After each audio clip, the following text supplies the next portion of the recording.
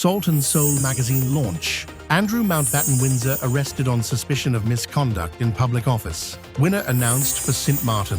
Science Fair Poster Competition 2026. MP Ardwell Irian on the 2024 General Audit Chamber Annual Report.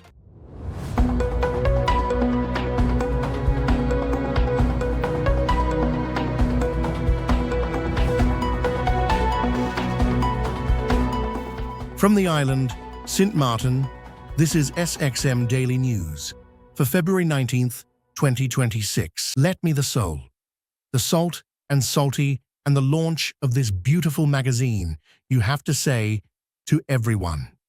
Not just the publication, but a reflection.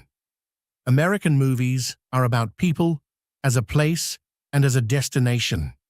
The title Soul and Soul could not be more pitiful because the market has always been shaped by salt or seed or tray or resilience or history, and by soul, our culture. Creativity is wrong, and their function, stateless spirit of our people. This magazine captures some malaria mortality. That's what marketing is, not just visiting and speaking at the Salt and Soul magazine launch. Grisha Haliger Martin, Minister of Tourism. Let me begin by congratulating the Salt and Salty on the launch of this beautiful magazine. I have to say beautiful because you haven't seen like a restaurant. You've seen it. Not just a publication, but a reflection. A mirror of who we are as a people, as a place, and as a destination. The title, Salt and Soul, could not be more fitting, because St. Martin has always been shaped by salt, our seed, our trade, our resilience, our history, and by soul, our culture, our creativity, our warmth, and the unmistakable spirit of our people. This magazine captures something very important. That St. Martin is not just visiting, it's felt, it's a feeling. Too often destinations are reduced to numbers, arrivals, occupancy rates, cruise counts. Those matters, yes. But what truly sets us apart is what keeps people coming back. It is the experience between those statistics, the stories, the flavors, the music drifting from the streets or throughout the streets, the way strangers feel like family by the second day. This is the St. Martin experience, and that is what Salt and Soul celebrates beautifully. What I appreciate most is about the magazine is not that it doesn't try to sell St. Martin in a traditional sense, it honors it. It highlights our entrepreneurs, our creatives, our chefs, our designers, our cultural bearers, the very important people who gave this island its texture and its heartbeat. And that is exactly where modern tourism is heading. Today's traveler is not just looking for sun and sand. They're looking for meaning, for authenticity, for connection. And St. Martin has that in abundance, don't we? Don't you all agree? Yes. As Minister responsible for tourism and economic affairs, I firmly believe that our future lies in the telling of our own story in our own voice. Platforms like Salt and Soul help us do just that. They elevate local narratives, support local businesses, and position St. Martin not only as a destination, but as a brand with depth, pride, and confidence. To the advertisers and partners here today, thank you for believing in a vision. Wholeheartedly, we are grateful. To the creatives and the contributors, thank you for pouring your talent into something that represents us as well. And as to the team behind your Salt and Soul, especially you, where is you? Mr. Lewis, especially you. You pour your heart and soul into this one. Thank you for creating a platform that reminds us and the world why our island is so special. This magazine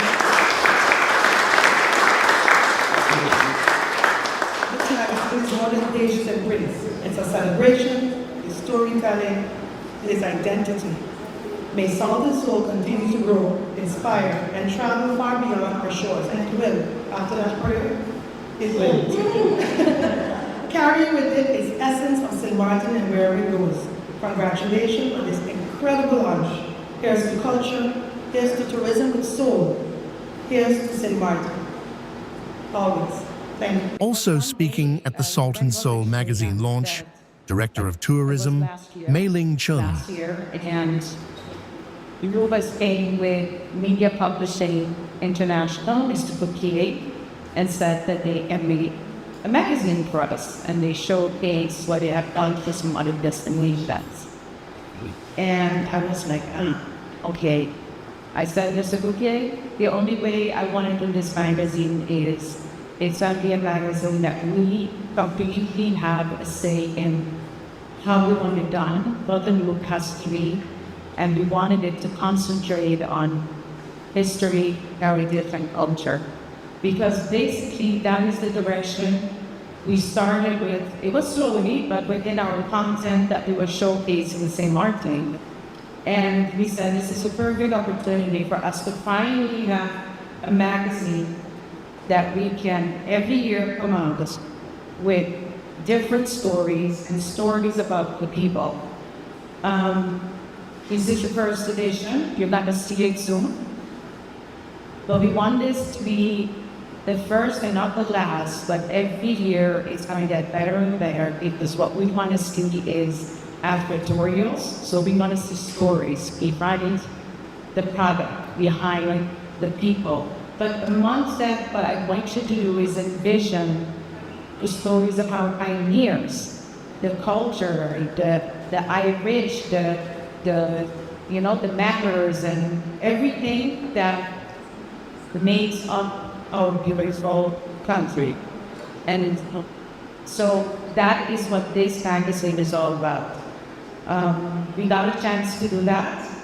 We never expected so many stories because, first of all, thank you, Louis. Louis was the brain behind this, coming up with ideas, and it was back and forward, and it was just a joy to do. And making sure that the history was correct. I said, we can't print anything if it's not correct. So here we are today, and we have a pretty sized magazine, I would say, and we're very proud of that. I know there were already a lot of thank yous, and Mr. Grisha, thank you very much, but also all the sponsors and contributors and the persons that allowed me to interview them. And it was just a joy, and this is what's going to represent St. Martin. That's the goal. MP Ardwell Irian on the 2024 General Audit Chamber Annual Report about the new authority. And the achiever has power in authority, but not in enforcement. And when you have a lot of visibility and self-praise, what is being risked now is actually weakening the authority of the other chamber. If you look at, for example, the DOSH report, it's very restrained, analytical, externally focused, right? How does this report affect Parliament's general society? You read your report and compare it, and you can run it in any GPT, anything you want. Do you see? And I also compared your report with the Netherlands. I compared it with report of the Ombudsman. Madam Chair, I think I will take maybe a slightly different approach when it comes to the annual reports of the Audit Chamber. First, I'd like to say that I will say this, that I think the Audit Chamber is one of the most innovative high councils or even government-related entities when it comes to social media, using new technology, etc., as we saw with the GPT that he created. I just want to make one point on the GPT. GPT still hallucinate up to 10%. So yes, you could train it on factual-based stuff, but GPT still hallucinate. So I can still ask the question, and if we cannot find the answer within the documents that it's trained on, it could still create an answer that's incorrect. So I want to be very clear on what was said earlier on. Again, also, because I also visited the site a couple of weeks ago and played the game with the jet and going to different areas. Very nice. I did all of that. So I will say again, in terms of, and also the Facebook, not Facebook, the WhatsApp channel, I think they were one of the first entities to have this. Probably still one of the few. I think the SEAT has one now also. So when it comes to innovation, technology, nice website, being up to date, promotion, I think the Audit Chamber is way ahead of other councils, even regionally, even if we compare to Audit Chamber of the Netherlands. I think we are way more advanced. In terms of self-criticism, I think that's where the Audit Chamber lacks. And when especially after my letter that was sent that my MP Doran mentioned regarding the Soul Beach motion and request of myself, as a member of Parliament, I actually had a discussion with a former Dutch member of the Audit Chamber in the Netherlands. I also had a discussion with some just regular auditors, and we evaluated the report of the Audit Chamber, the annual report. And if you look at the annual report of our Audit Chamber, the discussion became it has a lot of self-praise, right? And if you look at if you compare it to the 2024 report of the Netherlands, it's just more analytical, fact-based, right? And the question that came up to me was, the discussion that came up, and I also had a discussion with a couple other persons, what the Minister of Finance to say, from my friend circle, about moral authority. And the Audit Chamber power is in moral authority, but not enforcement. And when you have a lot of emphasizing of pride or visibility and self-praise, what we risk now is actually weakening the authority of the Audit Chamber. If you look at, for example, the Dutch report, it's very restrained, analytical, externally focused, right? How this report affects Parliament and the general society. If you read your report and you compare it, and you can run into any GPT, anything you want, you see. And I also compared your report with the Netherlands. I compared it with the report of the Ombudsman and other entities, right? And you'll see in terms of self-praise, pride, etc. Hi, we promote better social media. We do this, we do that. But in terms of the effects of our reports, because there's no accountability in terms of, we had a report out on the Christmas voucher a couple of years ago. What happened since then? All right. So what happens now? You start to lose the credibility to the public because yes, we are growing in social media accounts, 400 something users. But what does that actually have? What impact does that have on the society? Yes, we have a broader outreach. We are doing that. But what impact does our reports actually have? And I think the Audit Chamber really has to do some more self-reflection. Okay, so some of the highlights: social media reach, influencers, engagement. Those are all things. Even in your presentation today, I made sure to took a note of all those things. Even in your presentation today, those are all the highlights, right? How good or how well we are reaching the public. But there was almost no critical awareness of yourself. And if you read the reports of any other Audit Chamber, right, you see that. We were not able to do this. We had this report come out, but we realized the government did not follow up our impact. Maybe we have to reevaluate certain things. You do not see that in your report. Washington, Caracas. The United States has slightly loosened sanctions on Venezuela's energy sector, granting general licenses that allow several large international oil companies, including BP, Chevron, Repsol, Shell, and Eni, to resume certain oil and gas activities in the OPEC member state under strict conditions.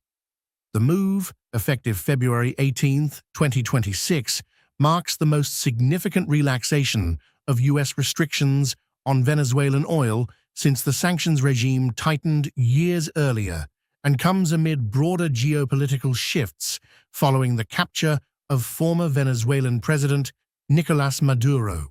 Under the new arrangement, companies are permitted to operate in Venezuela's oil and gas sector and negotiate.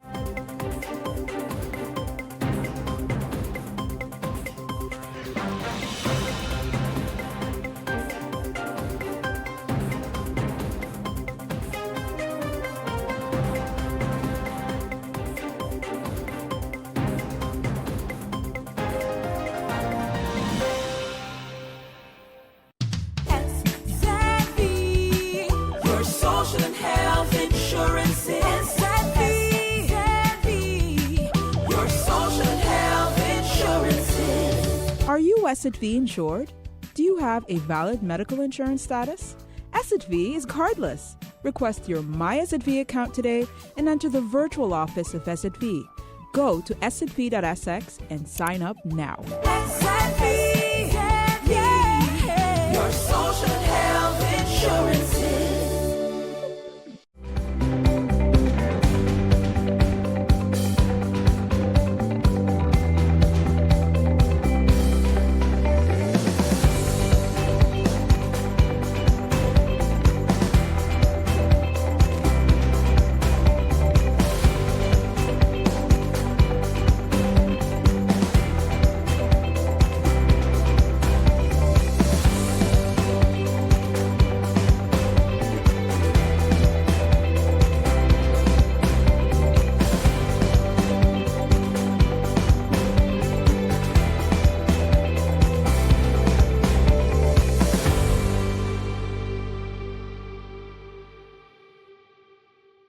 Covering outstanding debts and securing stable long-term arrangements. The St. Martin Science Fair Foundation is pleased to announce the winner of its 2026 poster competition, held under the theme Innovate for Wellbeing. The poster competition forms part of Science Week 2026, which will take place from March 9 to March 13, 2026, and will conclude with an award ceremony on March 21, 2026. This year's competition invited students to explore how science, technology, engineering, arts, and mathematics, STEAM, can be leveraged to enhance physical, mental, social, and environmental well-being in their communities. The winning poster was created by Fang Yu Kai, a grade 8 student from Learning Unlimited. The poster was recognized for its excellent concept, strong symbolism, and its strong alignment with the competition theme. The design features an infinity symbol encircling the Earth, representing continuous innovation and the belief that improvement is always possible. DNA strands, woven into the symbol, along with robotic and mechanical elements, highlight the role of science and technology in human progress. Silhouettes of people joined above the globe emphasize collaboration and community engagement, underscoring that well-being extends beyond physical health to include mental wellness, while promoting growth and transformation for St. Martin. A special bipartisan sitting of Parliament in Antigua and Barbuda has paid tribute to veteran legislator Sir Robin Yearwood, marking 50 years of uninterrupted parliamentary service and the end of a historic political career. The February 18th session of the House of Representatives in Antigua and Barbuda brought together government and opposition members to celebrate Yearwood's 5 decades in public office. The ceremony was led by Governor-General Sir Rodney Williams and Prime Minister Gaston Brown, both of whom delivered tributes highlighting Yearwood's legacy of service, leadership, and national contribution. In his address, Sir Rodney described Yearwood's 50 consecutive years in Parliament as a rare demonstration of public trust renewed across generations. Drawing on his own experience as a former parliamentarian, the Governor-General noted the discipline, resilience, and sustained commitment required to maintain such longevity in public life. He also reflected on Yearwood's role during key periods of national development, emphasizing the value of institutional memory and experience in strengthening democratic governance. Prime Minister Brown hailed Yearwood as a towering figure in the country's political history, noting that his 5 decades of service rank among the longest in the Caribbean and Commonwealth.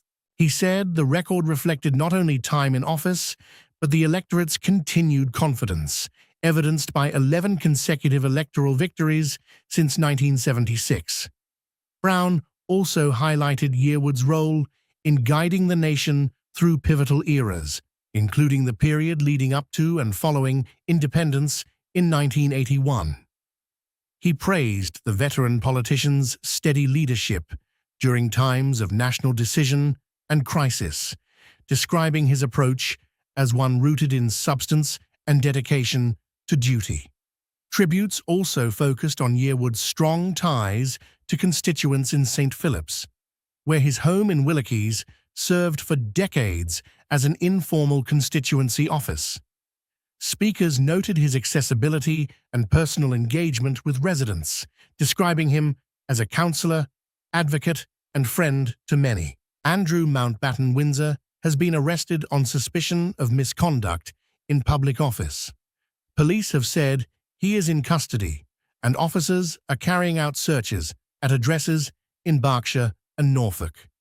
It comes after Thames Valley police said they were assessing a complaint over the alleged sharing of confidential material by the former prince with late offender Jeffrey Epstein.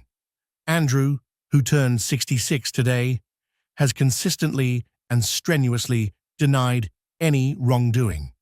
Report by BBC News. We now understand, though, that Andrew Mountbatten Windsor, the former Prince Andrew, has been arrested on suspicion of misconduct in public office. So just to give you some more context on this, this is clearly linked to the files that have been coming out about Jeffrey Epstein. And we understand that Thames Valley Police has been assessing allegations that a woman was sent to the UK by Jeffrey Epstein for a sexual encounter with Mr. Mountbatten Windsor, and the encounter allegedly occurred at the former Prince's residence, Royal Lodge, in 2010. The woman, who's not British, was in her 20s at the time. And the woman's lawyer said that after spending the night with Mountbatten Windsor at the Royal Lodge in 2010, the woman alleges she was given tea and a tour of Buckingham Palace. Now, we've also, clearly those are some of the links that Andrew Mountbatten Windsor has always denied any wrongdoing on the matters of the links with Jeffrey Epstein to do with sexual matters, but he is also being investigated for his role as a trade envoy. MPs might be looking into his conduct while he was working as a trade envoy for the UK. The Today programme heard from Liam Byrne, who said that his committee, the Business and Trade Committee, which is a cross-party committee, would be meeting next Tuesday to decide how we might or might not take this investigation forward. Some breaking news. In the last few minutes, we've had a statement from the King. I'm going to read it to you in full. I have learned with the deepest concern the news about Andrew Mountbatten Windsor and suspicion of misconduct in public office.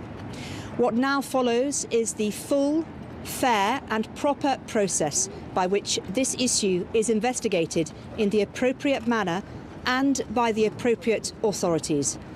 In this, as I have said before, they have our full and wholehearted support and cooperation. Let me state clearly, the law must take its course. As this process continues, it would not be right for me to comment further on this matter. Meanwhile, my family and I will continue in our duty and service to you all. And that statement has been signed off, Charles R. Well, let's cross live now and speak to our royal correspondent, Helena Wilkinson, who is at Royal Lodge. And Helena, just talk me through, first of all, before we talk about what the King has said in terms of his statement, talk me through what's happening at Royal Lodge today. Yes, well, the BBC understands that there are searches currently ongoing in Royal Lodge. Let me just step out from in front of the camera. I don't know if you can make out in the distance, basically the gate where we are. This is where we are allowed to broadcast from. But just beyond that, you enter into Windsor Great Park. You then get to another gate. I don't know if you can make out some sort of pink houses in the distance. Beyond that gate is Royal Lodge. That is where the former Prince Andrew lived until recently. He lived there for more than 20 years. He moved out of the property about a couple of weeks or so ago up to the Sandringham estate. He moved out under the cover of darkness, and we know that he still, or we understand he still has some belongings here, because he was going to come back after he moved out to come back and get some of them. But the BBC understands that the searches are currently ongoing at Royal Lodge. It's a huge property within Windsor Great Park, and just on the other side of the gates that lead to Royal Lodge, that property, we have also seen a number of uniformed police officers. We also understand that they are guarding the scene while those searches are being carried out in Royal Lodge. We also saw a police officer driving in a car through the gates as well.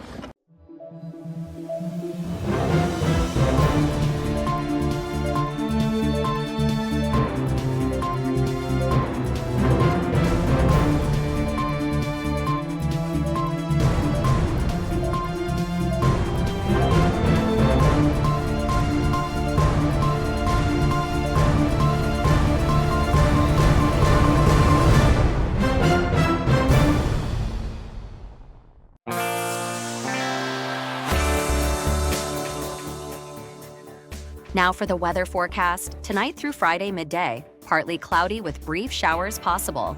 Surface winds, today through Friday midday, easterly with a light to gentle breeze at 5 to 12 Pwywanyamp. State of the sea, slight to moderate waves, swells 2 to 6 feet. Outlook through Saturday midday, partly cloudy with brief showers likely, and now your 3-day forecast.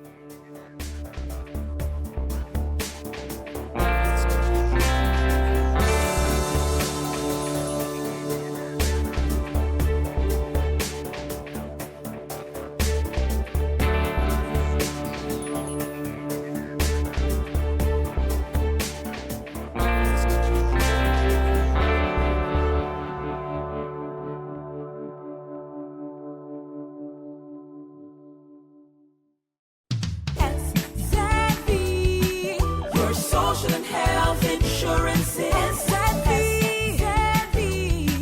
your social and health insurance. Are you SXV insured? Do you have a valid medical insurance status? SXV is cardless. Request your My SXV account today and enter the virtual office of SXV. Go to sxv.sx and sign up now. Your social and health insurances.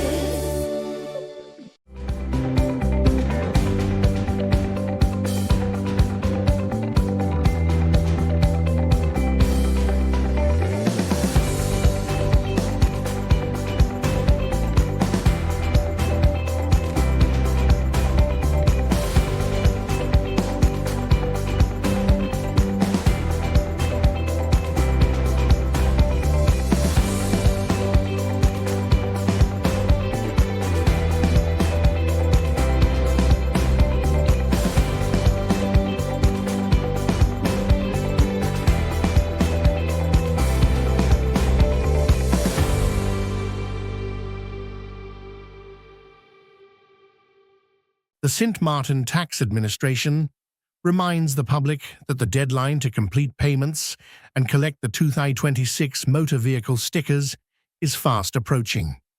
All distribution phases have now been enacted, and motorists across all vehicle categories may continue to complete payments and collect their stickers at the receiver's office on Pond Island. The office operates from 8 a.m. to 3:30 p.m. throughout February, with cash payments accepted until 3 p.m. daily. News from Jamaica. The police high commanders ordered a top-level investigation into the alleged criminal activities of 2 members of the Junior Constabulary Force. The policemen are suspected of being involved in multiple murders, shootings, and robberies in the corporate area, as well as inquiry details in the report to the police.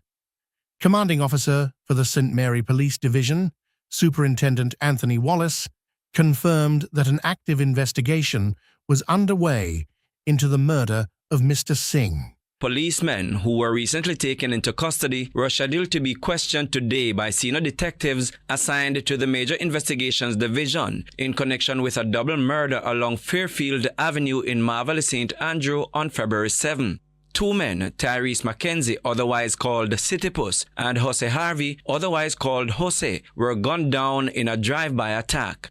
The policemen, one of them assigned to the Trelawney Police Division, reportedly popped up on the radar of the police high command last week after one of them was captured by the police along the Port Henderson Main Road in St. Catherine in possession of 2 firearms and more than 60 rounds of ammunition. He was arrested hours after a St. Mary businessman, Garfield Singh, was gunned down at his home in Boscobel, St. Mary last week Monday by men who declared that they were police officers. The 64-year-old businessman who operated a well-known tire shop was killed when they demanded that he open the door to his home and business establishment. Following the murder of Mr. Singh, the police intercepted a grey Toyota Probox with 2 men aboard about 11 p.m. along the Port Henderson Main Road in St. Catherine. An M16 rifle and a Taurus pistol, along with 65 rounds of ammunition, were seized in the vehicle. The policeman and a civilian were taken into custody. Investigators believed the policeman and the other suspect were involved in the murder of Mr. Singh. Head of the St. Catherine South Police, Superintendent Leighton Gray, confirmed to the Gleaner that some investigation is taking place, but said he could not shed any light on that. Commanding Officer for the St. Mary Police Division, Superintendent Anthony Wallace, confirmed too that an active investigation was underway into the murder of Mr. Singh, but declined further comment. Prince Moore, TVJ News. This is our SXM Daily Newscast. Thank you for joining us.